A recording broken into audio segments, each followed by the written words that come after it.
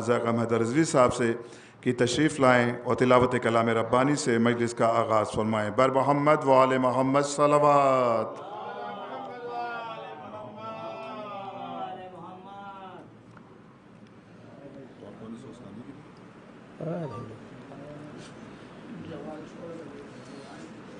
نعرہ صلوات۔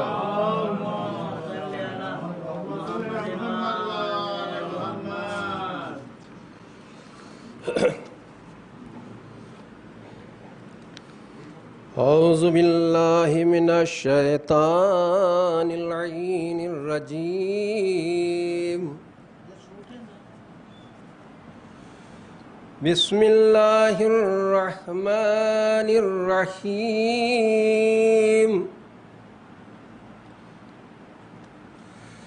یاسین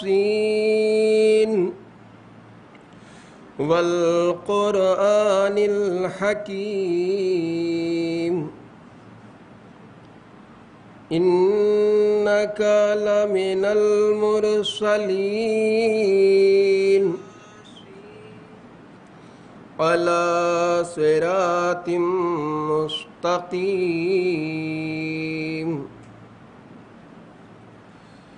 تنزیل العزیز الرحیم لتنذر قوما ما انذر آباؤهم فهم غافلون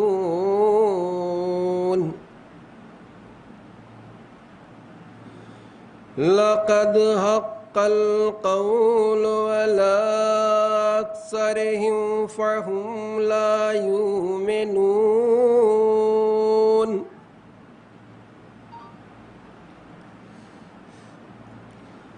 إنا جعلنا في أعناقهم أغلالا فهي إلى الأذقان فهم مقمحون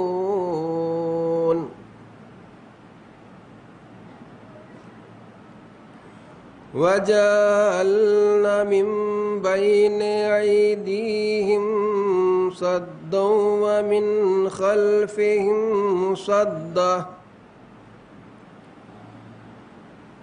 فأغشيناهم فهم لا يبصرون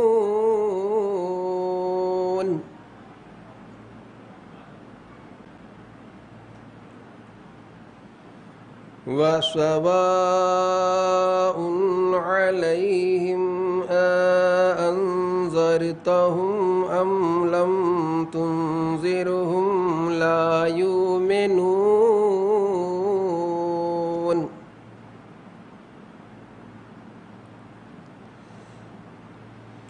إنما تنذر من اتبع الذكر وخشي الرحمن بالغيب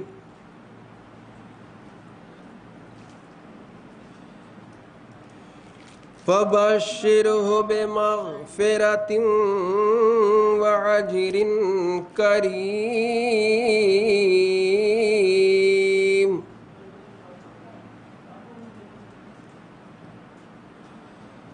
إنا نحن نحيي الموتى ونكتب ما قدموا وآثارهم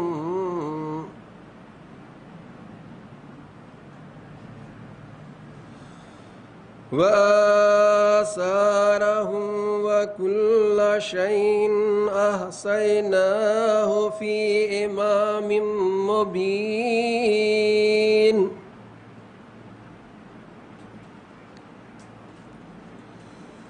واضرب لهم مثلا أصحاب القرية إذ جاءها المرسلون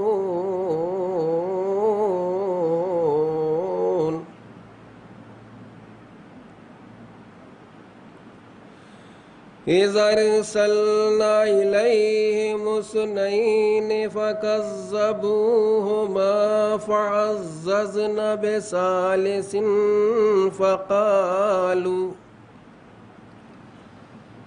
فقالوا إنا إليكم مرسلون صدق اللہ العلی العظیم وصدق رسول النبی الکریم اللہم صلی علی محمد وآل محمد۔ جو مومنین باہر تشریف فرما ہے ان سے گزارش ہے کہ فرش مجلس پر تشریف لے آئیں۔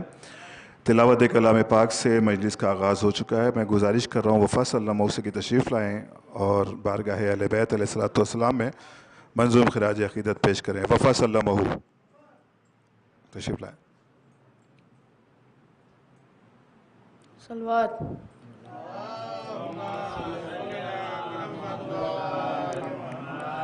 کتنی بلندیوں پہ ہے حیوان فاطمہ،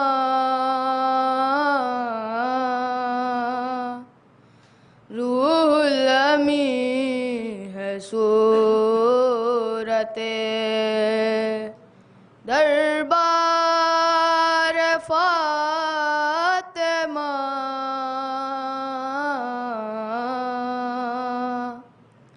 بہتے تیرے زمین پہ تجارت بہشت کی، بہتے تیرے زمین پہ تجارت بہشت کی، اپنے گداگروں پہ ہے فیضان فاطمہ،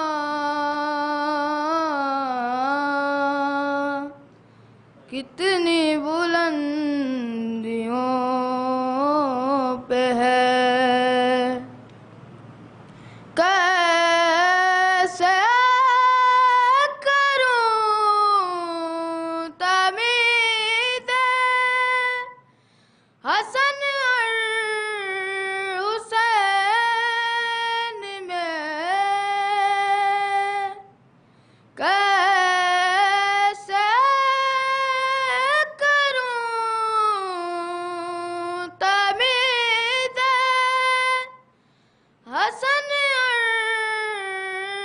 حسین میں، ایک روح فاطمہ ہے تو ایک جان فاطمہ، کتنی بلندیوں پہ ہیں، اس کو مٹا سکے گی نہ باطل کی سازشیں،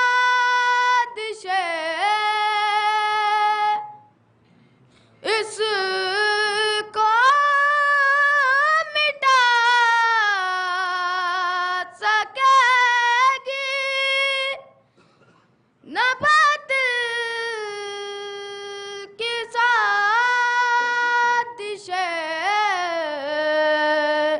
اسلام پر ہے سایہ دامن فاطمہ،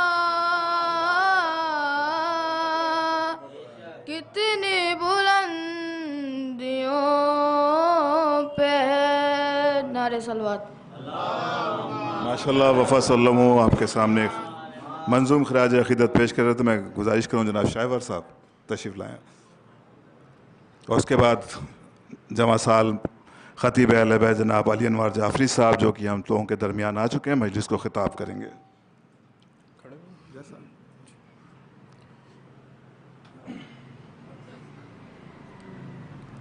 सलवात पढ़ दो।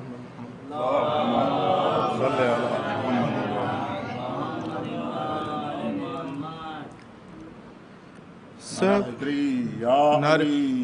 नारे सलावत।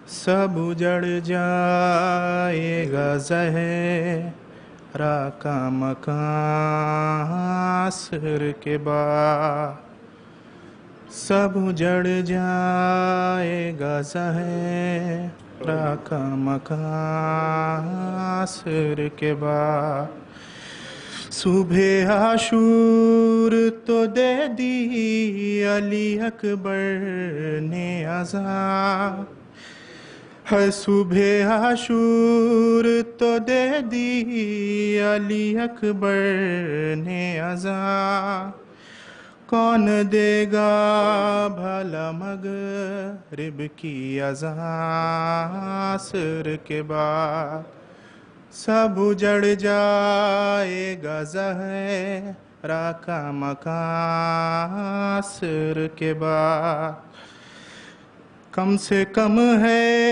अभी बीमार का बिस्तर बाकी, है कम से कम है अभी बीमार का बिस्तर बाकी, वरना तकदीर में आराम कहाँ असर के बाद, सब उजड़ जाएगा ज़हरा का मकान असर के बाद, ऐ सकीना तेरे कानों से छीनेंगे गौहर, ऐ सकीना तेरे कानों से लहू टपकेगा, होंगे चेहरे पे तमाचों के निशान असर के बाद, सब उजड़ जाएगा ज़हरा का मकान असर के बाद, है लाशे अब्बास की दरिया पे तड़प जाएगी, लाश अब्बास की दरिया पे तड़प जाएगी, जब भी उठेगी सकीना की फुगार असर के बाद, सब उजड़ जाएगा ज़हरा का मकान असर के बाद, है मासूम सकीना को तड़प जाएगी, है मासूम सकीना को तड़प जाएगी, कौन समझेगा यतीमा की ज़बान असर के बाद, सब उजड़ जाएगा ज़हरा का मकान असर के बाद, लाश अब्बास की दरिया पे तड़प जाएगी, लाश अब्बास की दरिया पे तड़प जाएगी, जब भी उठेगी सकीना की फुगार असर के बाद, सब उजड़ जाएगा ज़हरा का मकान असर के बाद। सलवात। मोमिनीन से गुजारिश है कि थोड़ा थोड़ा आगे तशरीफ़ लें ताकि बाद में आने वाले हजरात को ज़हमत ना हो। गुजारिश की जाती है ख़तीब मजलिस जनाब अली अनवर जाफ़री साहब से कि तशरीफ़ लाएँ और मजलिस को ख़िताब फरमाएँ। बर मोहम्मद व आले मोहम्मद सल्लल्लाहु।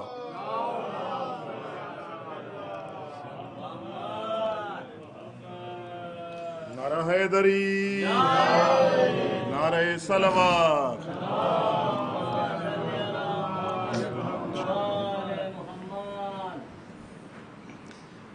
फातिहा।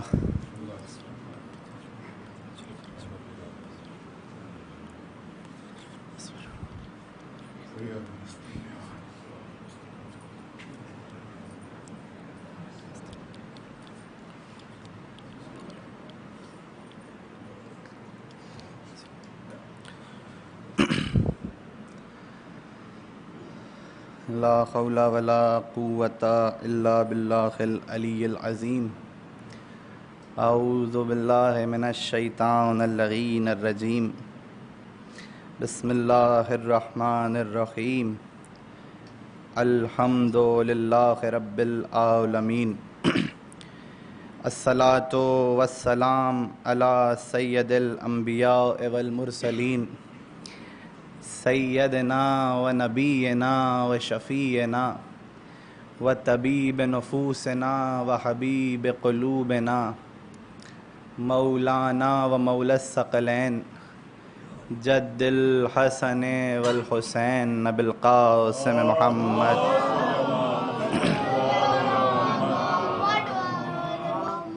وآلہ الطیبین الطاہرین المعصومین المظلومین المنتخبین المنتجبین ولعنت الدائمۃ علی اعداء الدین اجمعین. اما بعد فقد قال اللہ فی القرآن المجید وفرقانہ الحمید وقولہ الحق. بسم اللہ الرحمن الرحیم. وابتغوا الیہ الوسیلہ. درود پڑھیں محمد.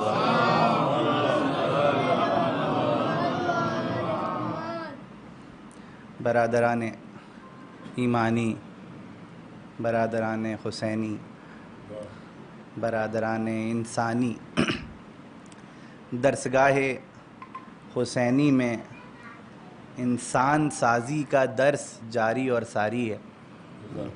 آپ سب مسلسل مجالس اور ذکر آل محمد، مصائب آل محمد اور فضائل آل محمد سن رہے ہیں، اور ہر ایک شخص کا مقصد شمولیت مجلس بس یہی ہے کہ ایک جامع اور مکمل انسان بن کے تیار ہو جائے.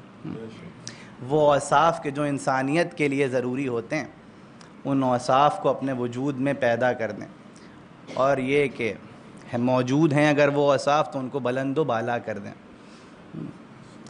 آپ نے کہیں نہیں دیکھا ہوگا دنیا کے کسی خطے میں کہیں پر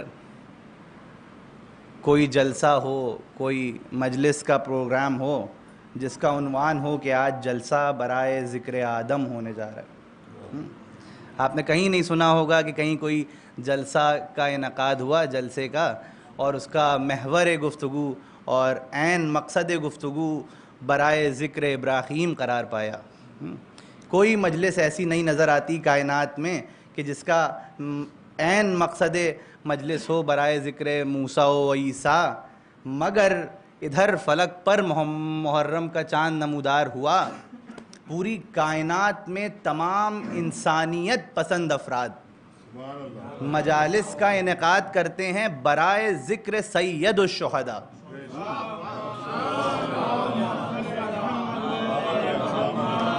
اور ادھر ہم نے یہ تو نہیں دیکھا کہ کہیں آدم و نوح و عیسیٰ و موسیٰ جیسے اولو العزم پیغمبروں کے لیے مجلس کا انعقاد ہو، مگر ہم نے یہ دیکھا کہ کربلا کے شہداء کے لیے مجلس کا انعقاد ہوتا ہے، مگر مجلس کا انعقاد تو صرف برائے ذکر حسین ہوتا ہے، مگر اس ذکر کے ماتحت ذکر نوح بھی ہو جاتا ہے، ذکر آدم بھی ہو جاتا ہے، ذکر ابراہیم بھی ہو جاتا ہے. اب سمجھ میں آیا کہ حسین کو کیوں کہتے ہیں کہ السلام علیکہ یا وارث آدم صفوۃ اللہ، السلام علیکہ یا وارث نوح نبی اللہ، یعنی تمام انبیاء کے وارث. یعنی یہ ذکر تمام انبیاء کی کوششوں اور کاوشوں کو زندہ رکھ رہا ہے. غور کر رہے ہیں آپ؟ تو اس ذکر کے ماتحت تمام اذکار انبیاء بھی ہو جاتے ہیں. ٹھیک ہے، اور تمام انسانیت، جیسے کہ میں نے مجلس کی ابتدا میں کہا کہ تمام انسانیت پسند افراد مجلس میں جمع ہو جاتے ہیں. اور اب میں کہوں کہ اگر وہ افراد کہ جو اس ذکر پر اعتراض کریں تو پھر ان کو ہم فہرست انسانی میں شامل نہیں کر سکتے. اور پھر جب فہرست انسانی میں شامل نہیں کر سکتے تو پھر فہرست مسلمان میں کیسے شامل کر دیں؟ اب مجھے یہاں پر ایک شعر یاد آتا ہے استاد سبت جعفر صاحب کا. وہ فرماتے تھے اصحاب تھے کیا ابو ذر و سلمان وغیرہ، جو بن گئے اسلام کی پہچان وغیرہ، اور اللہ نہ کرے کوئی ہو اس طرح مسلمان، تھے جیسے مسلمان ابو سفیان وغیرہ۔ تو ان افراد کو پھر ہم فہرست اسلام میں کیسے شامل کر لیں؟ تو یہ تو بہرحال ہر چند تمہیدی گفتگو میں نے بات عرض کری کہ یہ درسگاہ انسانیت ہے، انسان سازی کے درس یہاں پر روشن کیے جاتے ہیں۔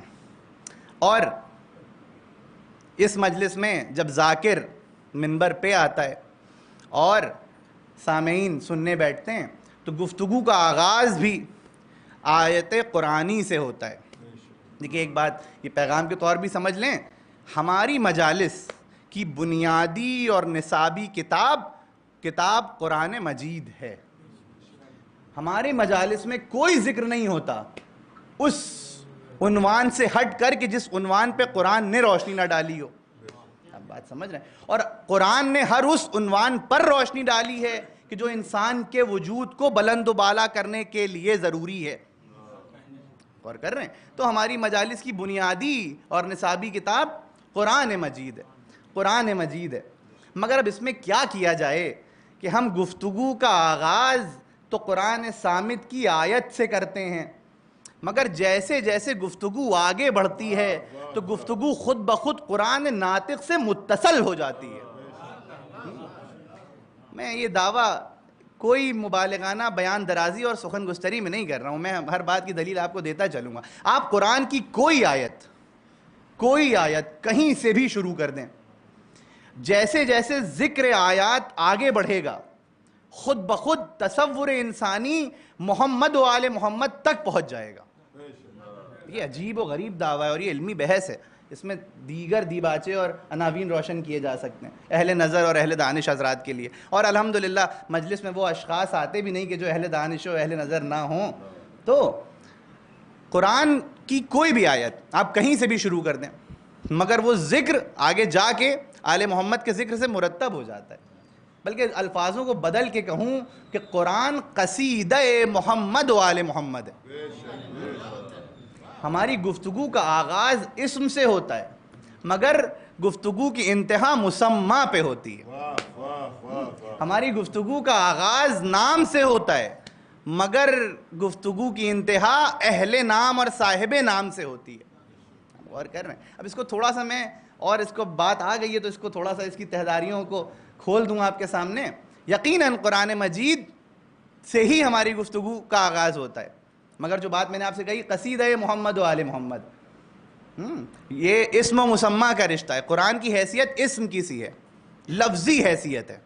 یہ قرآن کے جو آپ کے اور میرے جوانوں اس بات کو سنیں، اور میں سمجھتا ہوں یہ کہ آپ کے لیے بھی پیغام ہے، آپ کے عقائد کے محکم رہنے کے لیے یہ پیغام ہے۔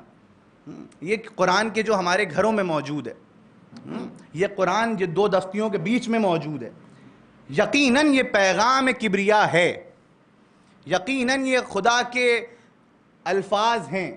الفاظ یعنی دیگر ہمارے سمجھنے کے لیے الفاظ ہیں، اس لیے کہ وہ الفاظوں کا محتاج نہیں ہے۔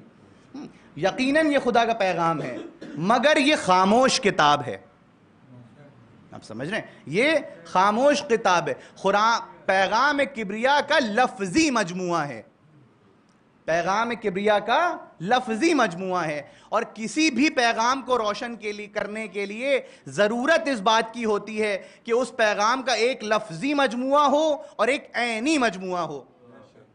اب اس کو تھوڑا مثال سے میں واضح کر دوں تو بات آسان ہو جائے گی۔ مثال، ایک درود پڑھیں محمد و آل محمد۔ آپ حضرات تھوڑا سا آگے تشریف لے آئیں تو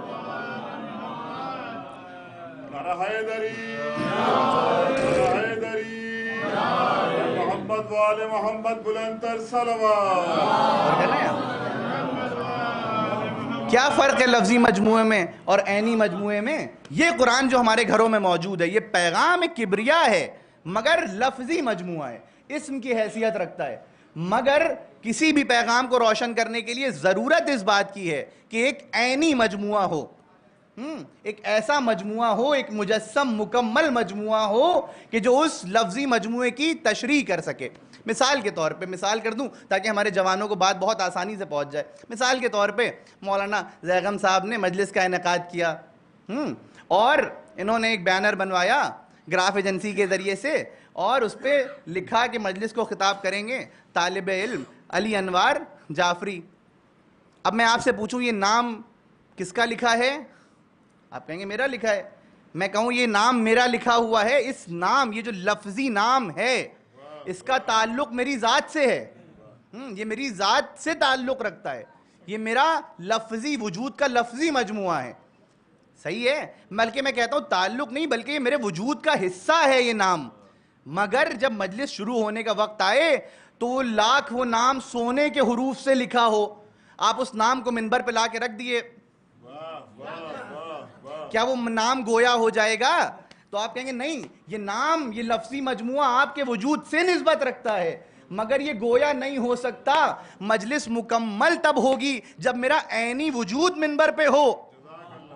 اب میں کہتا ہوں کہ یہ لفظی مجموعہ, یہ قرآن مجید, یہ قرآن صامت پیغام کبریا کا لفظی مجموعہ ہے, مگر یہ مجموعہ درد ملت و انسانیت کا مداوع تنہا نہیں کر سکتا. تو اب ضرورت ہے اس بات کی کہ کائنات میں کوئی عینی وجود قرآن ہو جو تمام پیغام کبریا کی تشریح کر سکے. غور کر رہے ہیں آپ؟ مجھے معلوم ہے تھوڑی سی منطقی گفتگو ہے, مگر یہ ضروری ہے, اس لیے کہ اگر یہ یہاں سے روشن نہیں ہوں گے علمی مضامین تو پھر کہاں سے ہوں گے. ضرورت اس بات کی ہے کہ کوئی عینی وجود قرآن کائنات میں موجود ہو جو پیغام کبریا کو روشن کر سکے. اور وہ عینی وجود قرآن کون ہے؟ وہ عینی وجود قرآن ذات محمد مصطفیٰ صلی اللہ علیہ وسلم. تو رسول خدا کی ذات ہے اور ان کی ذات ہے کہ جس سے رسول کا منیت کا رشتہ ہو. رسول خود عینی مجموعہ ہیں. اب اگر رسول کہہ دیں علی و منی و انا منہم تو پھر اب جناب امیر کی ذات عین وجود قرآنی. اب اگر رسول کہہ دیں فاطمہ تو بضعۃ منی تو پھر اب جناب سیدہ کی ذات عین وجود قرآنی. اب اگر رسول کہہ دیں حسین منی و انا من الحسین تو پھر حسین کی ذات عین وجود قرآنی موجود ہوگی کائنات میں. ایک درود پڑھے محمد و آل محمد. غور کر رہے ہیں آپ؟ تو وجود قرآنی ایک تو لفظی مجموعہ ہے اور ایک عینی مجموعہ ہے. ایک نقطے کی طرف اور اشارہ کر دوں. عموماً جب قرآن کے ماتحت گفتگو ہوتی ہے, کیونکہ دور جدید ہے, لیٹسٹ دور میں, ماڈرن دور میں, جبکہ بہت سارے فیچرز آپ کے پاس موجود ہیں, تو اب بحث کے بھی بہت سارے ذرائع موجود ہیں. کوئی سوشل میڈیا پہ بحث کرتا ہے, کوئی فیس بک پہ کرتا ہے, کوئی انسٹاگرام پہ کرتا ہے. مطالعہ نہیں کرتے, بس بحث کرتے ہیں. تو بہرحال تو بحثیں ہوا کرتی ہیں. ایک بحث, عجیب بحث سامنے آتی ہے کیونکہ قرآن کے ضمن میں گفتگو ہو رہی ہے, تو بات کو آگے بڑھا دوں. عموماً یہ بحث اور یہ سوال سامنے آتا ہے کہ اگر وجود عین قرآنی آل محمد کی ذات ہے تو پھر خدا نے ڈائریکٹ ان کا نام قرآن میں کیوں نہیں لیا؟ یہ اکثر یہ سوال اس طرح کا آتا ہے. اور آپ کے اذہان کو بھی ایک جواب دیتا چلوں تاکہ کبھی عقائد میں کوئی ڈسٹربنس نہیں ہونا چاہیے کہ ڈائریکٹ بھی تو خدا نام لے سکتا تھا کہ ان کا نام ڈائریکٹ لے لیتا, لیکن اس نے نہیں لیا. کیوں نہیں لیا؟ اور قرآن میں ان کا نام باقاعدہ طور پہ کیوں نہیں موجود ہے؟ میں سوال یہ کرتا ہوں, جب کوئی کہے کہ ان کا نام قرآن میں نہیں موجود ہے تو پہلے اس سے سوال کریں کہ کہاں نہیں موجود ہے. مگر پھر بھی کیوں بذات نفس و نفیس خود باقاعدہ اسم کا انتخاب کیوں نہیں کیا گیا قرآن میں؟ تو میں کہتا ہوں کہ اس کی ایک مثال میں آپ کو دیتا ہوں. اگر وہ بات ذہن نشین ہو گئی تو کبھی یہ سوال پریشان نہیں کرے گا. عربی میں, فلسفے میں ایک محاورہ استعمال ہوتا ہے جس کو کہتے ہیں الکنایۃ ابلغ من التصریح. کنایت ابلغ ہے, بلند ہے تصریح سے. کیا مطلب ہے اس کے؟ مطلب یہ ہے کہ کسی کی نشاندہیاں بیان کری جائیں, وہ بہتر ہے کہ اس کا نام بیان کیا جائے. مثال اس کی ایسے ہے, مثال دیتا ہوں تاکہ بات اور آسان ہو جائے. میں منبر پہ بیٹھا ہوں, میرے سامنے ابوذر صاحب تشریف فرمائیں. میں کہوں کہ بھائی ابوذر صاحب بہت اچھی پیشخانی کرتے ہیں, تو آپ سب سمجھ جائیں گے کہ بھائی فلاں صاحب کی بات ہو رہی ہے. میں نے نام لیا ان کا منبر سے. اب جب نام لیا ابوذر صاحب بہت اچھی پیشخانی کرتے ہیں, سب کہیں گے بھائی کہو نہ ہو, یہ ابوذر صاحب کی بات ہو رہی ہے کہ جو سامنے بیٹھے ہیں بہت اچھی پیشخانی کرتے ہیں. مگر میں یہی مجلس راجا جی پورم میں جا کے پڑھوں, اور کہوں کہ ابوذر صاحب بہت اچھی پیشخانی کرتے ہیں، اب یہاں بھی میں نام لے رہا ہوں، مگر ممکن ہے کہ راجا پورم میں جو زینبیہ کے افراد موجود ہیں وہ کہ وہاں پر کوئی اور ابوذر صاحب موجود ہوں، وہ کہیں بھائی یہاں پہ میری بات ہو رہی ہے، میں بہت اچھی پیشخانی کرتا ہوں، بات پہنچ رہی ہے؟ دیکھیں علمی پہلو مثالوں کے ذریعے سے آسان ہو جاتے ہیں۔ اس کے بعد میں گفتگو اور آگے بڑھے، میں چلا گیا مثال کے طور پہ مہاراشٹر مجلس پڑھنے، میں نے وہاں پہ کہا کہ ابوذر صاحب بہت اچھی پیشخانی کرتے ہیں، اب وہاں پر کوئی اور ابوذر صاحب موجود تھے، انہوں نے کہا یہ میری تعریف ہو رہی ہے کہ میں بہت اچھی پیشخانی کرتا ہوں، یعنی میں ہر جگہ نام لے رہا ہوں کہ ابوذر صاحب بہت اچھی پیشخانی کرتے ہیں، مگر نام لینے کے بعد بھی الگ الگ نشانیاں بیان ہو رہی ہیں اور الگ الگ انسان اپنے اوپر اس وصف کو جوڑ رہا ہے۔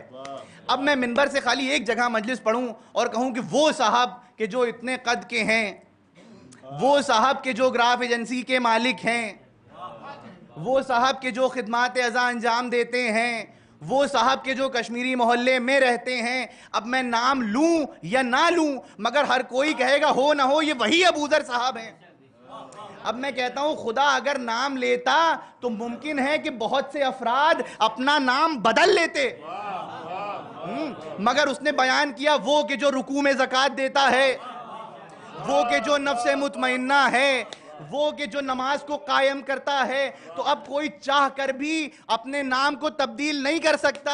اب میں کہتا ہوں کہ اگر کوئی سوال کرے کہ ڈائریکٹ نام کیوں نہیں لیا تو اس سے جواب دیں کہ اگر تمہارے بزرگ و اجداد نام چرانے والے نہ ہوتے تو پھر خدا ڈائریکٹ بھی نام لیتا، مگر وہ جانتا تھا کہ جس طرح جفا القاب پر ہوئی، جس طرح صدیق لقب پہ جفا ہوئی، جس طرح فاروق لقب پہ جفا ہوئی، وہی جفا ناموں کے ساتھ بھی ہوتی۔ تو پھر اس نے نام نہیں بیان کیا، اس نے کنایتیں بیان کر دی۔ اب تاریخ میں دم ہے کسی کے کہ کوئی 3 دن فاقے کر کے سائل کو روٹیاں دے دے اور اس کنایت کا محور بن جائے؟ کسی میں یہ جرأت و جسارت نہیں ہے۔ اب خدا نے ایک ایسا محکم نشانیاں بیان، تاریخ میں دم ہے کسی کے کہ کوئی نفس مطمئنہ کا مصداق بن جائے، وہ کہ جن کے نفس ذرا ذرا سی کرسیوں کے لیے ڈاماڈول ہو جایا کرتے ہوں، وہ نفس مطمئنہ کے مصداق بنیں گے۔ تو خدا نے ڈائریکٹ نام نہیں لیا، الکنایۃ ابلغ من التصریح، تو قرآن میں ڈائریکٹ نام نہیں ہوا، مگر ہماری مجالس کی بنیادی کتاب قرآن ہے۔ میں ابھی تک تمہید کے ہی مراحل میں چل رہا ہوں، میں نے جو جملہ کہا، حالانکہ میں بہت طویل گفتگو نہیں کروں گا، درود پڑھیں محمد و آل محمد۔ غور کر رہے ہیں آپ؟ تو یہ بھی مضامین بہت ضروری ہیں، کیونکہ میں بس دیکھ رہا ہوں اکثر، میں بھی کیونکہ ایکٹیو رہتا ہوں تو دیکھا کرتا ہوں نئے نئے سوالات اور بہت لاجیکل اپروچ لے کے آپ کے عقائد کو ڈسٹرب کرنے کی کوشش کی جاتی ہے، اس لیے ضروری ہے کہ یہ ساری چیزوں کے جوابات منبروں سے روشن کیے جائیں۔ تو خداوند متعال نے جیسے قرآن صامت کو آپ کے سامنے رکھا، اسی طرح قرآن ناطق ضروری ہے کہ تمام آیات قرآن صامت کی تشریح ہو سکے۔ اور میں عموماً ایک جملہ کہتا ہوں کہ اس ماہ کے شاید میں نے گزشتہ برس یہ جملہ کہا تھا، مگر تکرار اس لیے کر رہا ہوں تاکہ ذہن نشین رہے۔ میں اکثر اس مہینے کے اعتبار سے ایک تعبیر پیش کرتا ہوں منبروں سے کہ جس طرح رمضان المبارک تنزیل قرآن کا مہینہ ہے، اسی طرح محرم الحرام تشریح و تعویل قرآن کا مہینہ ہے۔ جس طرح رمضان کی نسبت نزول قرآن سے ہے، اسی طرح محرم الحرام کی نسبت تشریح و تعویل قرآن سے ہے۔ یعنی الفاظوں کو بدل کے کہوں تو قرآن صامت سمجھ میں آ نہیں سکتا جب تک ذہن انسانی درسگاہ حسینیت میں تربیت نہ پا جائے۔ قرآن کی تلاوت کری نہیں جا سکتی جب تک لسان انسانی درسگاہ حسینیت میں گویائی نہ سیکھ لے۔ تو تعویل قرآن کا مہینہ ہے اور ان مجالس میں تعویل قرآن ہوتی ہے۔ اب یہ تمہید کے مرحلے سے گفتگو آگے بڑھے تو میں آگے بیان کروں۔ میں نے بھی قرآن کی ایک آیت کو سرنامہ سخن بنایا جس میں خداوند متعال ارشاد فرما رہا ہے وَابْتَغُوا إِلَيْهِ الْوَسِيلَةَ، اور اللہ کی طرف وسیلہ تلاش کرو۔ اب ایک درود پڑھیں تو میں عنوان کے اندر اتروں۔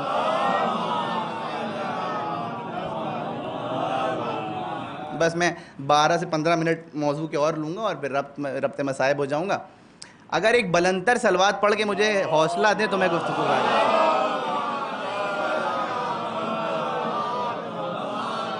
وَابْتَغُوا إِلَيْهِ الْوَسِيلَةَ, اللہ کی طرف وسیلہ تلاش کرو. اب تھوڑی دیر میرے ساتھ چلیں گے.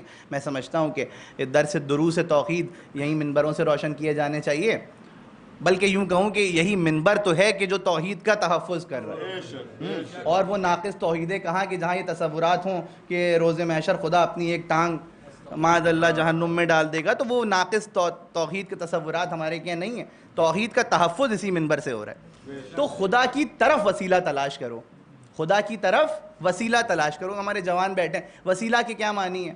وسیلے کے یعنی کوئی میڈیم, کوئی ذریعہ, ہاں کوئی کسی چیز کی طرف اپروچ کرنے کا کوئی ذریعہ بنایا جائے کسی چیز کو, تو اس کو وسیلہ کہتے ہیں. اب میں کہتا ہوں قرآن مجید کیا کہہ رہا ہے؟ خدا کی طرف وسیلہ تلاش کرو, وسیلہ تلاش کرو.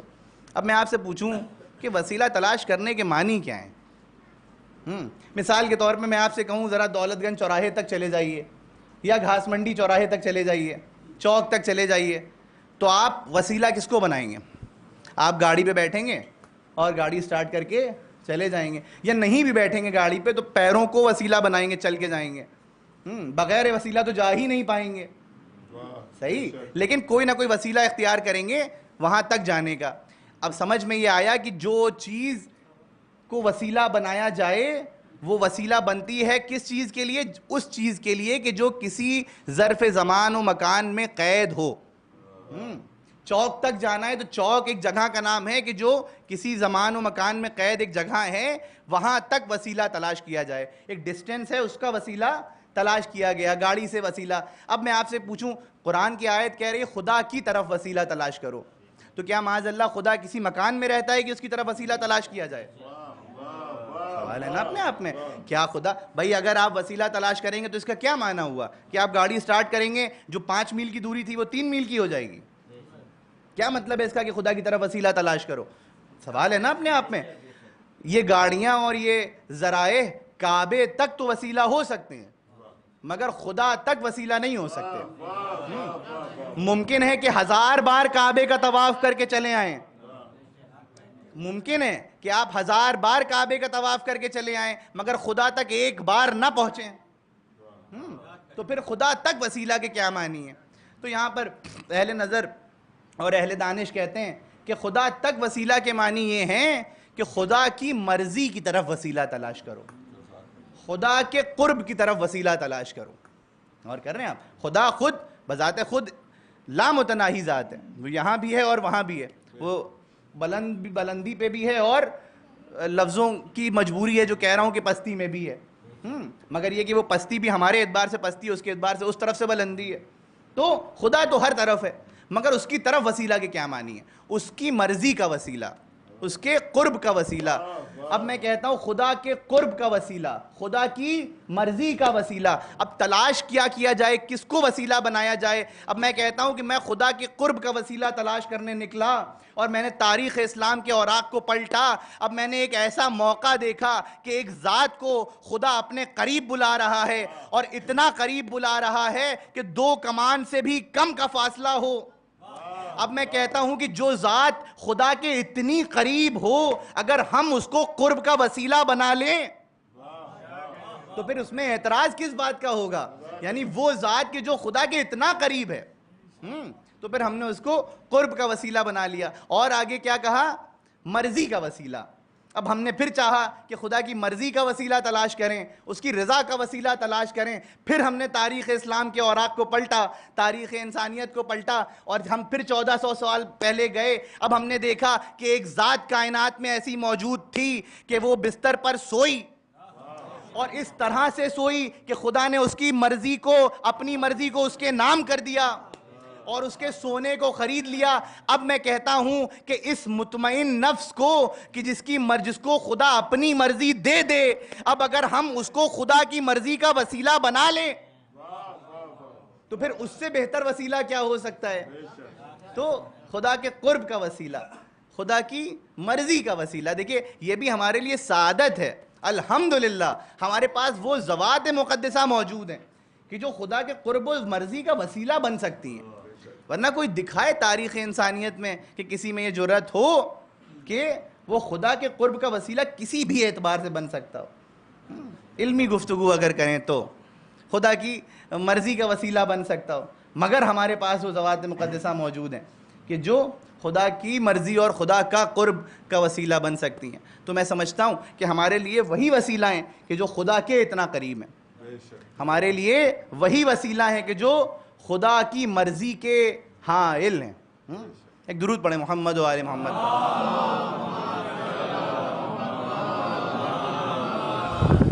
بس ایک آخری گوشہ اور روشن کر دوں, اور میں سمجھتا ہوں وہی پیغام مجلس ہو جائے گا, اس لیے کہ ضروری ہے کہ کچھ ایسی بات بھی بیان کری جائے کہ جو اعمال میں بھی تبدیلی لے کے آئے انسان کے. آیت کیا اول حصہ جو میں نے آپ کے سامنے ایک ٹکڑا پیش کیا وابتغوا الیہ الوسیلہ, اس سے پہلے آیت کیا کہہ رہی ہے؟ آیت کہہ رہی ہے یا ایھا الذین آمنوا اتقوا اللہ وابتغوا الیہ الوسیلہ, اے ایمان لانے والوں تقوی اختیار کرو. اور تقوی کی تشریح ہے کہ عمل صالح انجام دو. تو اور بھی قرآن میں دیگر مواقع ایسے ہیں کہ جب جب ایمان کا تذکرہ ہوا آمنوا وعاملوا الصالحات, جب ایمان کا تذکرہ ہوا تب عمل صالح سامنے آیا. کہیں پر ایسا نہیں ہوا کہ خالی عمل صالح کا تذکرہ ہو. میرا چیلنج ہے, آپ قرآن اٹھا کے دیکھیں, پڑھیں, کہیں پر خدا نے ایسا نہیں کرا کہ عمل صالح کا تذکرہ کرا ہو یا خالی ایمان کا تذکرہ کیا ہو. غور کر رہے ہیں آپ؟ خالی ایمان کا تذکرہ کیا ہو, معلوم ہو رہا ہے کہ ہمارا ایمان ہے مگر عمل صالح نہیں ہے, تو پھر روز محشر ہمارے لیے وہ مرحلہ دشوار ہوگا. کہیں پر بھی ایمان خالی تنہا ذکر نہیں ہوا. اور میں کہتا ہوں کہ یہ چیز اپنے اوپر بھی رکھ کے دیکھیں کہ ایمان ہے کہ خدا ہر جگہ موجود ہے, مگر اعمال ایسے ہیں کہ کبھی کسی کا حق بھی غصب کر لیا, کبھی کسی کی غیبت بھی کر دی, ہاں موقع ملا تو کسی کا نقصان بھی کرا دیا, بھائی سے بھائی کا بھی فساد ہو گیا. ایمان ہے کہ خدا دیکھ رہا ہے مگر عمل صالح نہیں ہے. تو پھر جہاں پر عمل صالح نہ ہو وہاں پر ایمان بیکار ہو جاتا ہے, ایمان کی کوئی معنی نہیں رہتے. جب خدا نے ایمان کا تذکرہ کیا تب عمل صالح کا تذکرہ کیا. فقط ایمان ضروری نہیں ہے, عمل صالح بھی ضروری ہے, عمل بھی ضروری ہے. اب اگر تاریخ اسلام میں ہمیں کوئی موقع ایسا نکل کے آئے کہ رسول جنگ میں موجود ہوں, ایمان کا دعویٰ کرنے والے سب موجود ہوں, اور رسول کہہ رہے ہوں کہ امر کی زبان خاموش کر دو, اور کوئی عمل نظر نہ آئے, تو پھر میں کہتا ہوں اس شخص کو آپ با ایمان تو چھوڑیے, ایماندار تو چھوڑیے, خلیفہ تو چھوڑیے, بلکہ اگر عمل نہیں ہے تو پھر وہ صفحائے انسانیت میں شمار نہیں ہوگا. غور کر رہے ہیں آپ؟ قرآن کی آیت تشریح کر رہی ہے آمنوا وعاملوا الصالحات, ایمان کے ساتھ عمل صالح موجود ہونا چاہیے. اور ایک مثال تو میں نے دے دی کہ ایمان تھا مگر عمل نہیں انجام دیا, مگر دوسرا نقطہ یہ ہے کہ ایمان ہو اور عمل صالح بھی ہو. تاریخ نے دیکھا کہ ایمان کے دعویدار موجود تھے مگر کوئی عمل کرنے نہیں اٹھا, مگر بس وہی اٹھا کہ جو کل ایمان تھا, کہ جو کل ایمان تھا اس نے عمل صالح انجام دیا, اور ایسا عمل انجام دیا کہ رسول نے اس عمل کا وزن بتا دیا کہ آج علی کی ضرب ایک ضرب ثقلین کی عبادتوں سے افضل ہے. محمد و آل محمد بلند تر صلوات. اور کر رہے ہیں تو ایک ضرب, یعنی اگر عمل صالح محکم عقیدے کے ساتھ ہو, مستحکم ایمان کے ساتھ ہو, تو ضرورت اس بات کی نہیں ہے کہ آپ مکمل جسمانی ورزش کر کے رات بھر نمازیں پڑھتے رہیں, مگر ایمان محکم ہو اور اس کے ساتھ سجدہ خدا کیا جائے, تو پھر کیا کہنا ان عبادتوں کا. اور اگر ایمان محکم نہیں ہے تو پھر وہ چکر تو ہوگا مگر طواف نہیں ہوگا, ورزش تو ہوگی مگر نماز نہیں ہوگی, فاقہ تو ہوگا مگر روزہ نہیں ہوگا, جدال تو ہوگا, دہشت گردی تو ہوگی مگر جہاد نہیں ہوگا. غور کر رہے ہیں آپ؟ تو اسی طرح جہاں جہاں ایمان کا نور ہوگا وہاں عمل صالح انجام دینے کا بھی حکم ہوگا.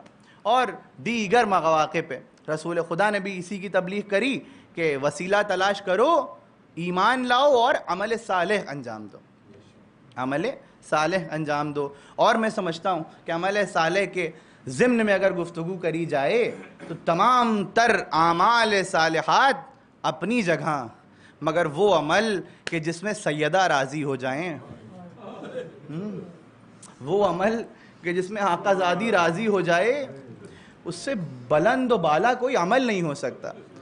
خدا تمام عزاداروں کو سلامت رکھے، پروردگار ہمیں ہر برس گزشتہ برس سے بڑھ کر عزاداری کرنے کی توفیق دے، اس لیے کہ یہ ایک واحد عمل ایسا ہے کہ جس کی مقبولیت کی ذمہ داری رسول کی بیٹی نے لی ہے۔ ہمارے تمام اعمال اسلامی اس ایک عمل کی وجہ سے زندہ ہیں۔ اللہ اکبر۔ عزاداروں، آپ مسلسل مجالس کر رہے ہیں، میں کوئی بہت طویل مصائب آپ کے سامنے پیش نہ کر پاؤں گا، نہ میرے اندر اتنی قوت ہے کہ میں پیش کر پاؤں، مگر دل چاہتا ہے کہ آج اس بی بی کے مصائب پڑھوں کہ جس نے اپنی پوری نسل کو کربلا میں قربان کر دیا۔ ہاں عزاداروں، مجھے جناب رباب کے مصائب پڑھنے ہیں۔ بس تاریخ لکھتی ہے کہ جب امام حسین عصر عاشور شہید ہو چکے، امام حسین قربان ہو چکے، تو دو رخصتیں ہوئی ہیں۔ ایک بی بی زینب نے امام حسین سے رخصت لی ہے جب شام غریبہ گزر چکی، اور ایک بی بی رباب نے رخصت لی ہے۔ قبل اس کے کہ میں جناب رباب کے مصائب پیش کروں، میں چاہتا ہوں ان کی کردار کی 1 منٹ میں آپ کے سامنے تشریح کر دوں۔ جناب رباب کا مزاج یہ تھا، تاریخ نے لکھا کہ جناب رباب بہت کم بولتی تھی، خاموش رہتی تھیں، زیر سخن تھیں، جواب کم دیا کرتی تھیں۔ اور تاریخ میں یہ بھی موجود ہے کہ جب کوئی سوال کرتا تھا تو امام حسین کئی مرتبہ ایسا ہوتا تھا کہ جناب رباب کی طرف سے جواب دے دیا کرتے تھے۔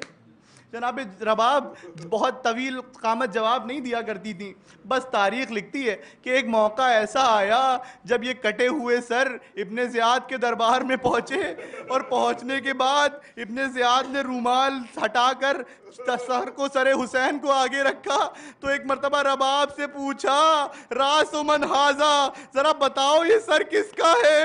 اب میں کہتا ہوں وہ بی بی کہ جو کم بولتی ہو اس سے لعین پوچھے بتاؤ یہ سر کس کا ہے؟ ایک مرتبہ رباب نے سر کو دیکھا، میرے والی جب مجھ سے سوال کیا جاتا تھا تو آپ جواب دیتے تھے، آج رباب بے کس ہے، بے سہارا ہے۔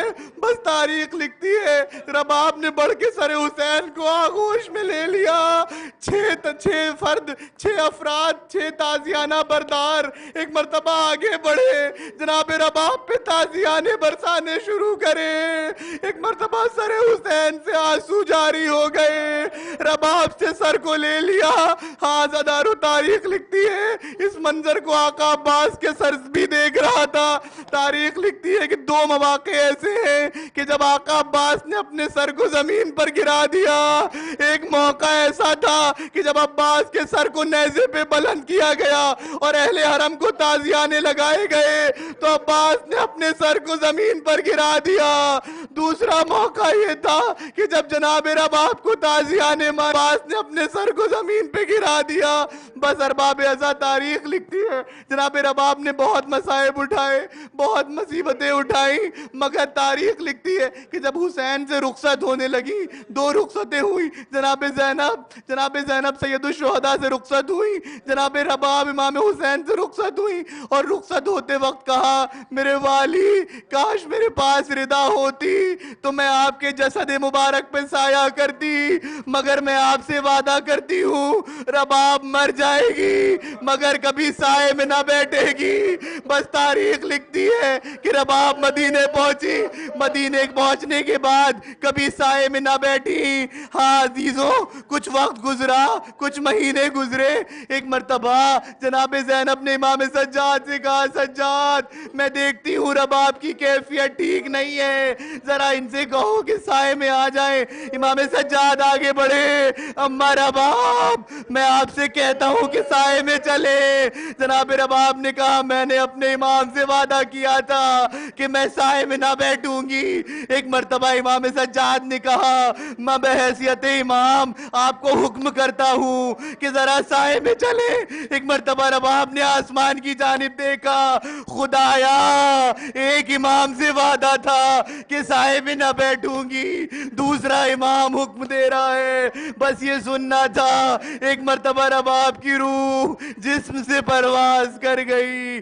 امام سجاد نے ماں کے لاشے کو اٹھایا. اللہ لعنت اللہ علی قوم الظالمین. رضن بقضائه و تسلیما لعمره انا للہ و انا الیہ راجعون. بار علاقہ تجھ سے دعا گو ہیں کہ ہماری اس عبادت کو قبول فرما. پروردگار ہمارے تمام گناہان صغیرہ اور کبیرہ کو معاف کر دے.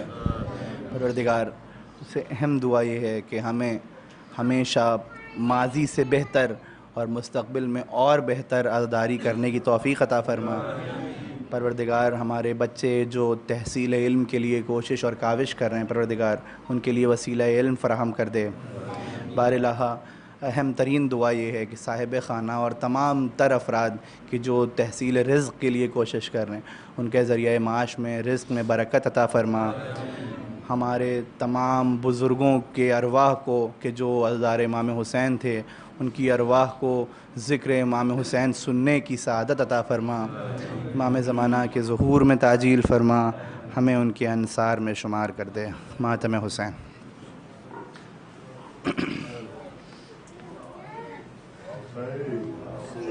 یا حسین یا حسین یا حسین یا حسین یا حسین یا حسین یا حسین یا حسین یا حسین یا حسین. دکھتے ہیں میرے کو حسین حسینی ہے حسین